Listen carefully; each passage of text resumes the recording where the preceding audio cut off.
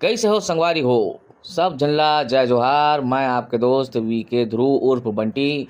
मैं आया हूँ खाई खजाना ले बार लइका मन बर। आओ ये देखा का खाई है बा कुरकुरे टेस्टी वेस्टी सब दिखा थे लेस वेस।